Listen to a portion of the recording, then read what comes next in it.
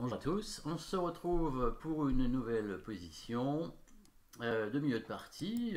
Ici, on n'a pas échangé énormément de matériel, de pièces mineures. Des pions sont partis, mais on sait que le milieu de partie, on ne compte pas les pions hein, pour voir si on est dans le milieu de partie. Et donc de pièces échangées, le roi blanc a l'air pas très bien protégé. Hein. Le roi noir, il n'y a pas beaucoup de pions devant lui non plus, mais il y a beaucoup de pièces par contre. Hein, à la fois la tour, le cavalier, la dame, et puis les pièces blanches sont un petit peu éloignées de l'aile roi, en direction du roi noir en tout cas, alors que les noirs ont plus de pièces dans le camp des blancs, et même des pions d'ailleurs, hein, puisque le pion en D4 et le pion en G3 sont quand même bien avancés et peuvent être certainement assez dangereux. Au niveau matériel, c'est égal. Dame, 2 tours, fou cavalier, 4 pions de chaque côté. On remarquera les pièces un peu bizarrement placées chez les blancs quand même. Hein. Le fou en B8, la dame un peu hors jeu. Et ça, c'est un problème hein, pour les blancs qui n'auront pas la possibilité probablement de venir défendre avec leur dame. Ici, évidemment, on va rechercher les coups forcés avec les noirs. Avec 3 échecs dans cette position. Quel est l'échec qui donne le moins de matériel? Logiquement, c'est pion prend pion, échec. Sauf que la tour va reprendre le pion et la dame est quand même perdue, puisqu'il y aura une enfilade dame-roi. Et du coup, il n'y aura pas d'échec après. Si la dame pourrait prendre la tour, mais le roi va reprendre, et pas sûr qu'on obtienne quelque chose d'intéressant, en tout cas. Donc du coup, même si on prend, même si on veut faire échec en ne donnant pas la dame, et ben on la donne quand même. Donc on va la donner la dame, forcément. Hein. Alors il y a soit dame prend pion, soit dame prend tour. Alors dame prend pion, ça revient à peu près à la même position, hein, puisqu'il va prendre avec la tour, on reprendra la tour et pourra reprendre le pion. Et puis c'est exactement la même chose que tout à l'heure. Donc il ne semble pas qu'il y ait grand chose. Si on prend la tour avec la dame, ça force la prise avec le roi.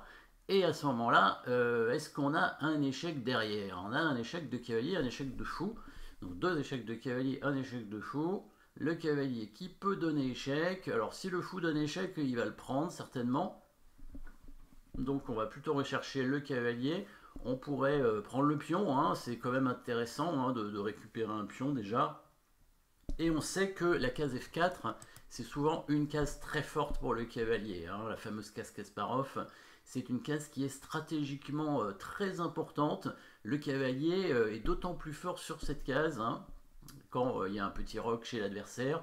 On peut rajouter un point au cavalier hein, dans ces cas-là. Hein. Kasparov il disait que quand il avait un cavalier sur cette case, c'est comme s'il avait un pion d'avance. Oui, c'est ça en fait. Le cavalier, il vaut un point de plus en fait que d'habitude.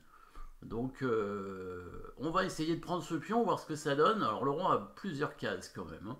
Donc il peut prendre le pion, il peut se mettre devant le cavalier, il peut redescendre sur la première rangée. Alors on remarquera que s'il se met devant le cavalier sur la colonne F, on aura une attaque à la découverte sympathique qui nous permettra d'ailleurs de gagner la dame hein, au minimum, puisque on pourra faire une découverte de cavalier en D3 ou en D5.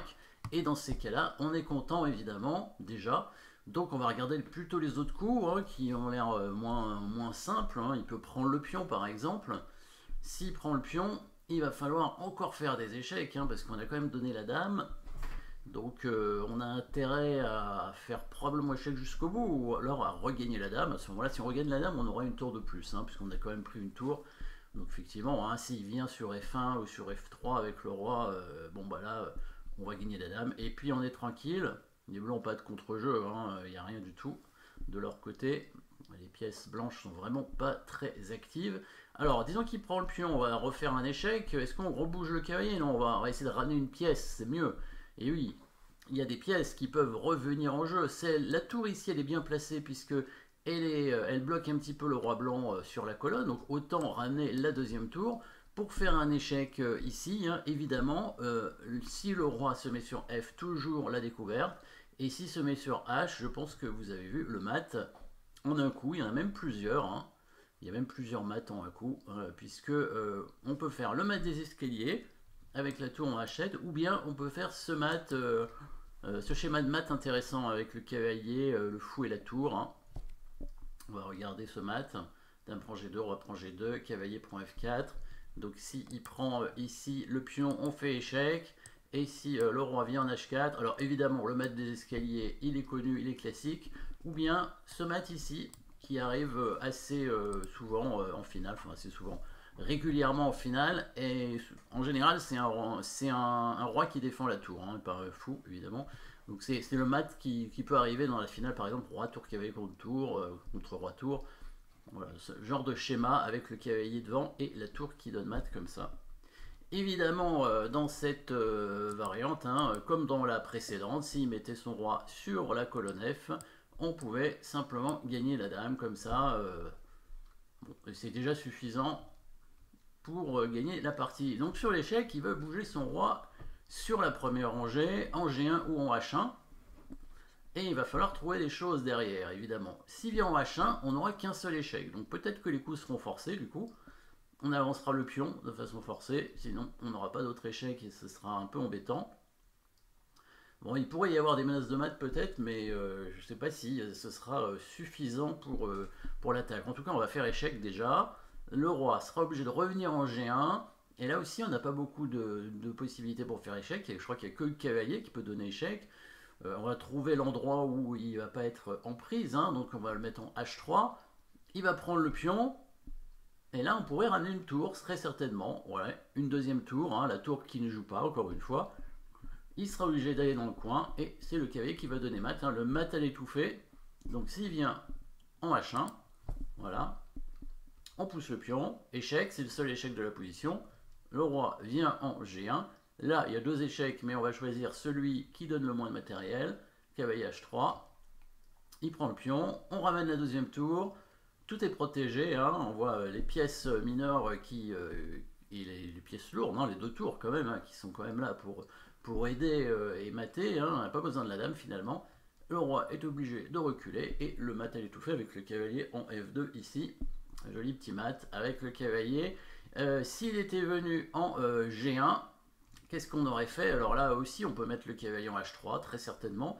Ou prendre le pion, mais on va plutôt rechercher le coup cavalier H3, ça a l'air plus intéressant parce que ça permet de ramener peut-être la tour et puis le cavalier protégé. Donc là, d'ailleurs, s'il vient en H1, on pourrait revenir dans la position précédente, hein, en avançant le pion, il sera obligé de le prendre et on mettra la tour en G8 et on fera le mat à l'étouffé. Donc ça, c'est intéressant de s'apercevoir qu'on peut, si on a vu une variante qui était gagnante, et ben, si on a la possibilité, par interversion de coup, de retourner dans la même variante, il n'y a pas de raison de ne pas le faire, hein, c'est le plus simple évidemment. Donc sur roi G1, ici, cavalier H3, si jamais il vient en H1, on va pousser le pion et on revient dans la position précédente. On l'oblige à prendre le pion et on fait échec. Et on va mater évidemment avec le cavalier en F2. C'est la même position exactement, par interversion de coup tout simplement. Donc là, il va être obligé d'aller en G2. Du coup, qu'est-ce qu'on va faire? Là aussi, on a deux échecs. Donc si on ramène le cavalier en F4, ça sera une répétition de position, donc ça ne va pas nous satisfaire. Donc on va monter la tour évidemment en F2. Là, s'il vient en H1, il y a le mat de tout à l'heure avec la tour et le cavalier, cette fois protégé par le pion. Il y a même un autre mat, le pion peut avancer pour mater aussi, hein, si jamais il vient en H1, évidemment, on peut faire G2 mat. Ou bien faire le mat de tout à l'heure avec la tour et le cavalier, cette fois protégé par le pion. Tout à l'heure c'était par le fou. Voilà, on a ce réseau de mat qui revient. S'il prend le pion avec le roi, je suppose qu'il va y avoir à nouveau le fameux mat de l'escalier ici. Ah non, puisque la tour va monter, oui. La tour monte, roi prend pion, évidemment. Là, il n'y a plus de mat de l'escalier. Ah, peut-être que si, quand même. Peut-être que si, parce que la tour va arriver faire échec. Le roi va être obligé de se mettre en H4. Là, pour faire échec, il va falloir faire échec avec la tour, pas le choix. Il y a deux possibilités. On va essayer de donner le moins de matériel et lui laisser qu'un seul coup. Donc intéressant de voir aussi au niveau des coups forcés, si vous avez plusieurs coups possibles, commencez par celui qui restreint ses coups finalement. Hein. Quand vous faites tour G8, échec, roi H4, et qu'il y a deux échecs possibles, tour G4 et tour F4, on va choisir celui qui lui laisse qu'un seul coup, c'est-à-dire tour F4. Hein. Tour F4, il est obligé d'aller en H5, alors que tour G4, il peut prendre le cavalier ou aller en H5. Hein. Peut-être tour G4 est meilleur, mais on commence par tour F4 en tout cas. Tour F4, il vient en H5, Et je pense qu'on devrait réussir à le mater quand même. Hein. Le fameux maître des escaliers, comme on a dit, avec la tour qui va faire échec. Le fou va faire échec d'ailleurs aussi, hein, pour pouvoir amener la deuxième tour sur cette case ici, quand le roi va venir en H6. Donc comme on veut.